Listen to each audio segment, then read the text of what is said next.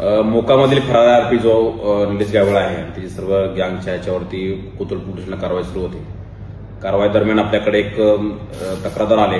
तक्रारदार त्यांनी असं म्हटलेलं की त्यांनी जे बांधलेले स्कीम आहे त्या स्कीममध्ये म्हणजे ते बिल्डर आहेत त्या स्कीममध्ये निलेश गायवळ त्याचा बंधू आणि त्याचे बाकीचे इतर साथीदार यांनी त्या ठिकाणी माझ्या परमिशनच्या तो या ठिकाणी बांधतो कसं आहे येथे बांधू शकत नाही कोणी आणि त्याचं बांधलेलं कन्स्ट्रक्शनचं जे त्याचे फ्लॅट्स आहेत ते बळजबरीने कब्जात घेऊन त्याला त्याची खंडणी मागली।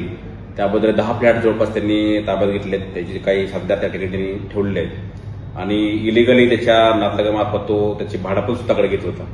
त्या तक्रारीवर आपण तो कोथरूड पोलिसांना एक्स्टॉर्शन आर्म्स ऍक्टनुसार गुन्हा दाखल केलेला आहे आणि त्याचा जो पुढचा तपास आहे ते कोथरूड पोलीस करत आहे। सर, निलेश गायवळ सोबत त्याचा भावाचा रोल या संपूर्ण प्रकरणात काय सांगतो?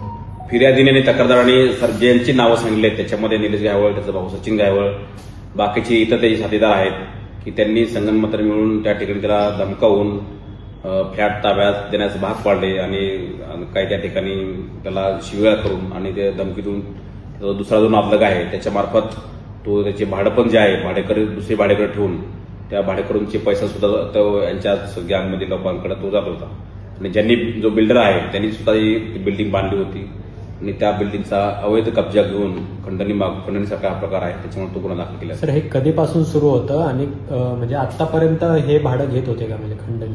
हे 2000 कोविडच्या अगोदरपासून हे सुरू आहे। 19, 20, 21 असं तो आहे आणि मे 25 मध्ये त्यांनी हा पूर्ण कब्जा घेतला कागदपत्र दाखवून। तर त्यानंतर आज आपल्याकडे ते फिर्यादी आले। फिर्यादींनी सांगितल्याप्रमाणे ते हकीकत आपण त्याचा एफआयआर दाखल केलेला आहे। सर, फिर्यादी यांच्या डोक्याला त्यांनी माहिती सांगितली आपल्याला, ज्या प्रकारे त्यांनी सांगितली त्याच प्रकारे ती फिर्याद आपण दाखल करून घेतली। दुसरा निलेश गायवळ संदर्भात काय कारवाई करतोय आपण? पासपोर्ट संदर्भातला काय अर्ज न्यायालयामध्ये दिलाय?